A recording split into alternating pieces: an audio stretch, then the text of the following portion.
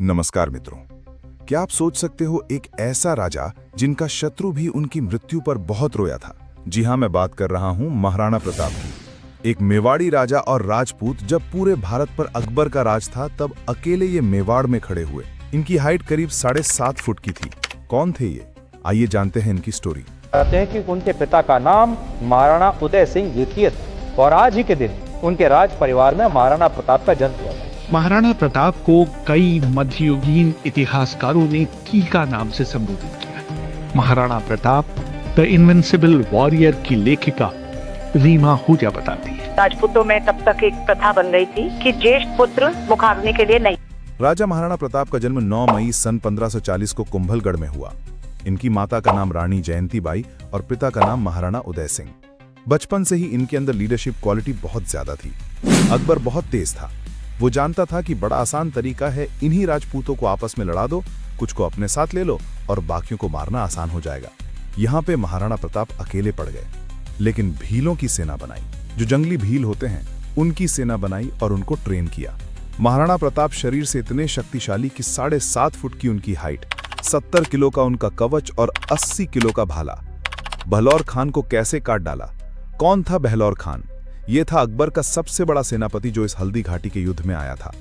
एक तलवार की काट से उन्होंने बहलौर खान सहित उनके घोड़े को 2 हिस्सों में काट दिया। उनके साथ भील जो भील थे वहां के जंगली आदिवासी भील, वो उनके साथ जुड़ गए। हल्दी घाटी का युद्ध सन 1576 का। इतनी छोटी सेना होने के बावजूद भी महाराणा प्रताप स्ट्रैटेजिकली युद्ध कैसे लड़े?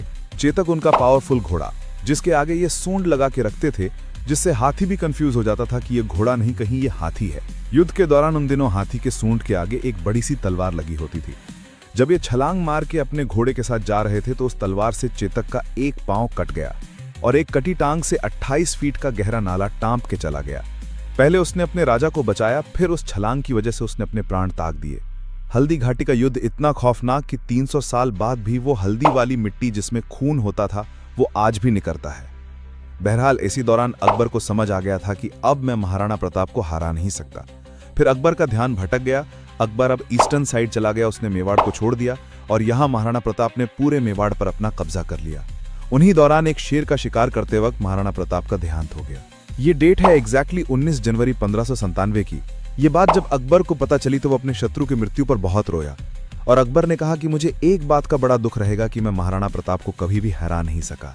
इस वीडियो को ज्यादा से ज्यादा शेयर कीजिए ताकि महाराणा प्रताप की जो कहानी है वो पूरे देश में फैले। वीडियो अगर पसंद आया तो हमारे चैनल को सब्सक्राइब जरूर कीजिएगा ऐसे ही वीडियोस देखने के लिए। फिर मिलते हैं अगले वीडियो में। बहुत बहुत धन्यवाद।